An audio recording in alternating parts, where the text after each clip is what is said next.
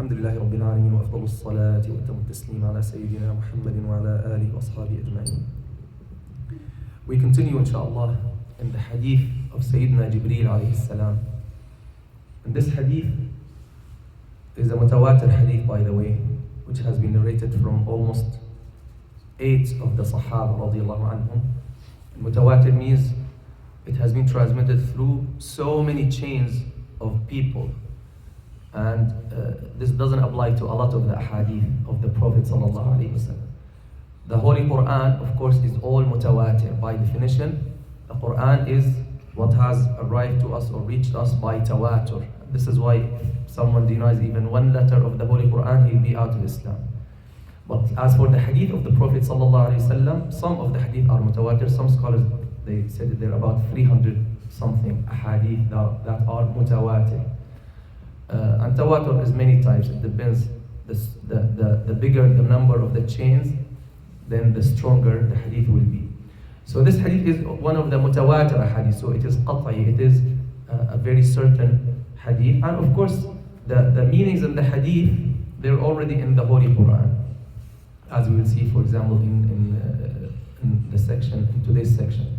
And this hadith, Imam Ibn Daqiq al-Eid, rahimahullah ta'ala, he said, all of Sharia return to this hadith. All of the usul of Sharia are included in this hadith.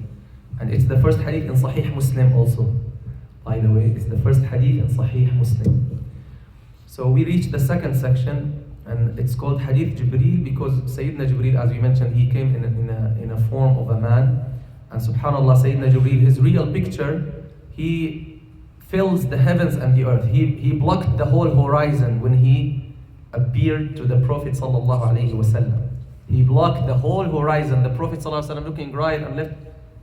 Sayyidina Jibreel is filling everything. This huge creature, Allah made him in a form of a man, so that he can relate the message and people can see him and learn from him.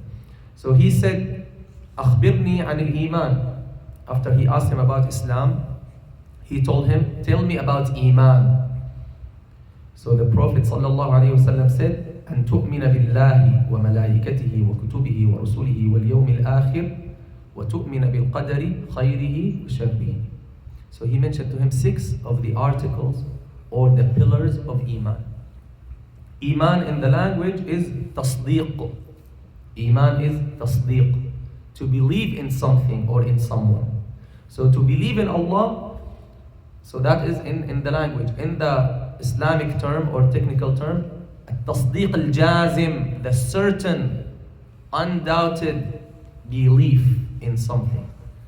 Belief in what? You believe in Allah subhanahu wa ta'ala. Means you have certain, unshakable belief with your mind that this belief that Allah exists. Believe in Allah what? What does it mean to believe in Allah? To believe first that He exists, and to believe in His attributes, subhanahu wa ta'ala. What are His attributes?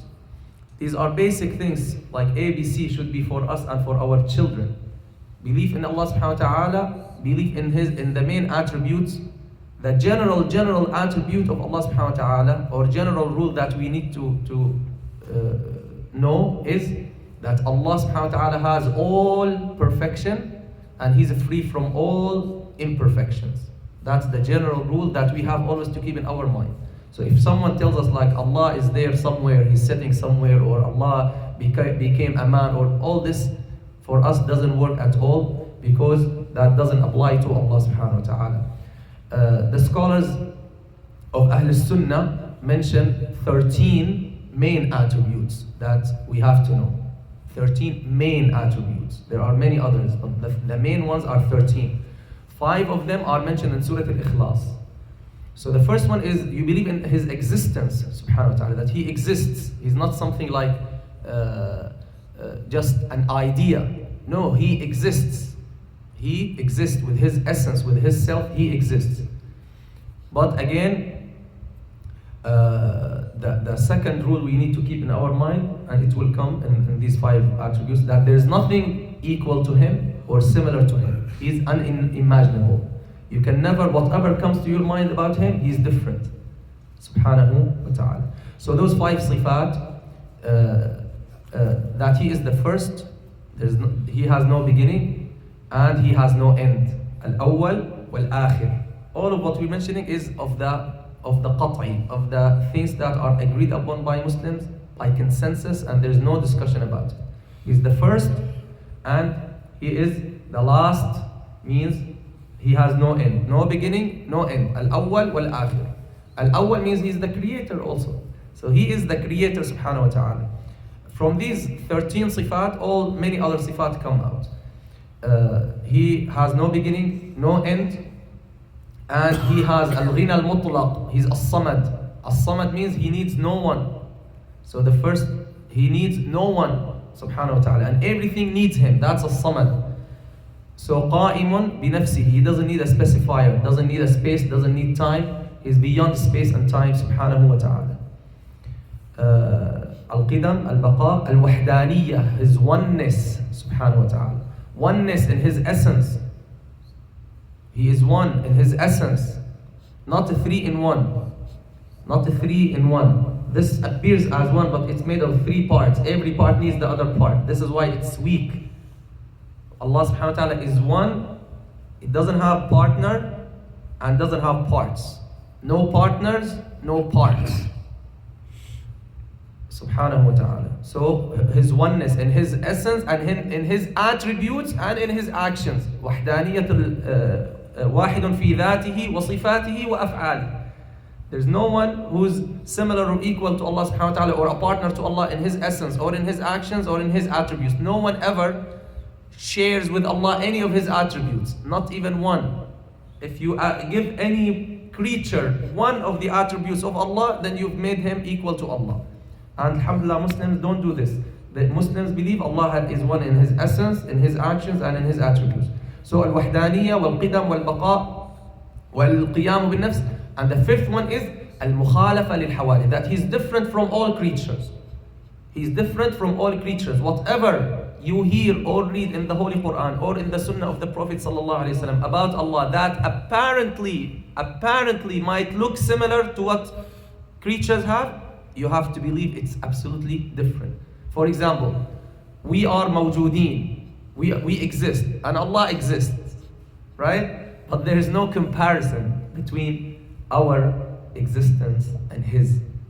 Some creatures have mercy, and Allah has mercy. There's no comparison between the two mercies. Okay, so this is the general rule that we have to know, that whatever, that Allah is completely different and incomparable from any of His creatures, and that's the ayah, وَلَمْ يَكُنْ لَهُ كُفُوًا أَحَدٍ. These 5 sifat included in Surah Al-Ikhlas if you reflect on it. So, أَن تُؤْمِنَ بِاللَّهِ.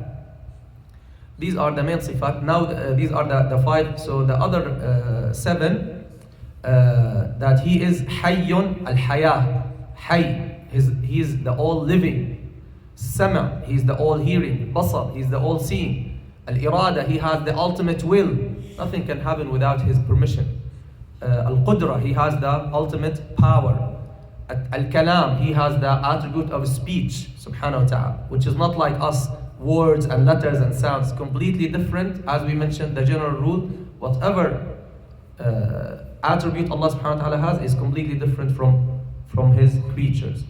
Al-Haya wal-Qudra wal-Sama wal-Basar wal-Irada wal-Kalam wal-Ilm, and knowledge. So these are the 13 main attributes that we have to believe about Allah subhanahu wa ta'ala. And of course, anything Allah mentions about Himself in the Holy Quran, or His beloved sallallahu alayhi wa sallam mentions about Him in the Sunnah, we believe in all of that. We believe in His names and attributes, and His names and attributes is not as commonly and mistakenly common among Muslims that He has 99 names. No, He has unlimited names, subhanahu wa ta'ala, unlimited names. But the hadith means that among those unlimited names there are 99. If you learn them and understand them and live by them, you will enter Jannah. And that's something we need to teach our kids, that Allah subhanahu wa ta'ala not only has 99 names, no, He has unlimited names. I committed myself not to exceed the 10 minutes, so we finished about believing Allah subhanahu wa ta'ala, And we're going to continue the other pillars of Iman, inshallah, next time. May Allah subhanahu wa ta'ala make us of those who listen to the speech and follow its best. Allahumma salli ala Sayyidina Muhammad. صلاة ترضيك وترضيه وترضى بها عنا يا كريم. اللهم تقبل منا إنك أنت السميع العليم وتب علينا إنك أنت التواب الرحيم. ربنا آتنا في الدنيا حسنة وفي الآخرة حسنة وقنا عذاب النار. اللهم علمنا وزدنا علما. Oh Allah, teach us and increase us in knowledge and wisdom, Ya Rabb al-Alameen. Increase us in understanding of your book and the sunnah of your Prophet sallallahu alaihi wasallam. Grant us good in this life and the next life. Protect us from the torment of the hellfire, Ya Rabb al-Alameen. Grant us sincerity and wisdom in all of our words and actions. Oh Allah, give relief to our brothers and sisters who are suffering everywhere. Ya Arhamar Rahimeen. Salli Allahumma ala Sayyidina Muhammadin wa alihi wa sahbihi wa sallim. Walhamdulillahi Rabbil Alamin.